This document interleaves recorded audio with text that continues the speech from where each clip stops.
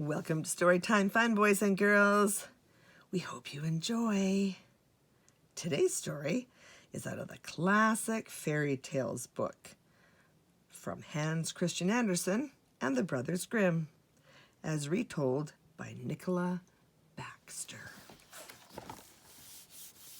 And today's story is called Little Red Riding Hood. Once there was a little girl who lived on the edge of a huge forest. The person she loved most in all the world was her grandmother, whose cottage was further along the forest path. One day, the old lady sent her granddaughter a beautiful red cape with a hood. The little girl loved it so much that she would not take it off. So that was why everyone called her Little Red Riding Hood. One morning, Little Red Riding Hood's mother heard that the grandmother was not feeling well. "Run along the forest path with this basket of food, Little Red Riding Hood," she said. "Your grandmother will feel better as soon as she sees you." In no time at all, the little girl was ready to set off. She was wearing her red cape, of course.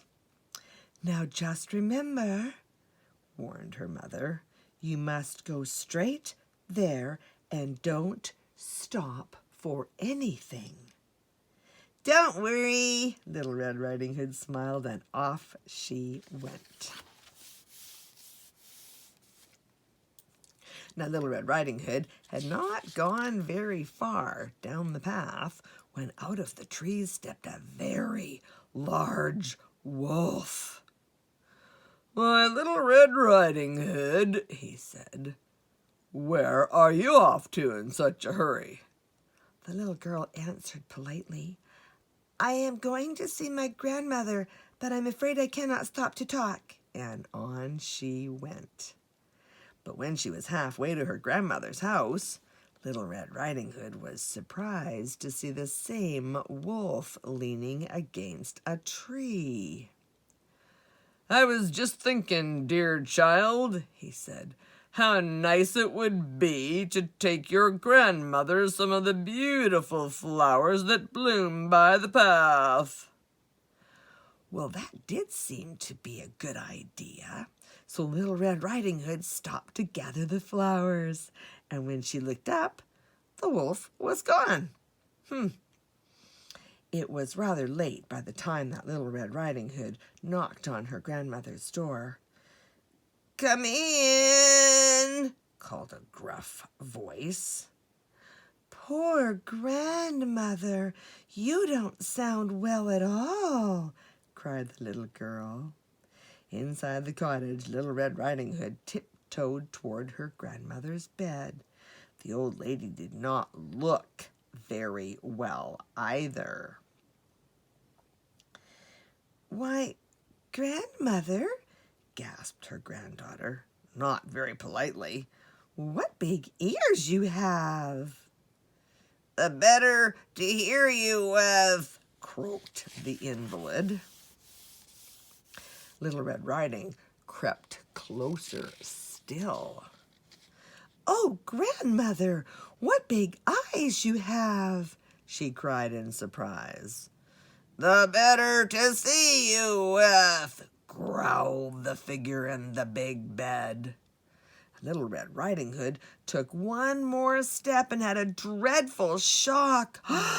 "Oh, grandmother, what big teeth you have!" "The better to eat you with," roared the lion, jumping from the bed. But just as the wolf was about to eat Little Red Riding Hood up in one enormous bite, a passing huntsman who had heard the noise rushed into the cottage. "Aha!" he cried. "I've been looking for you, Mr. Wolf. Wait till I lay my hands on you."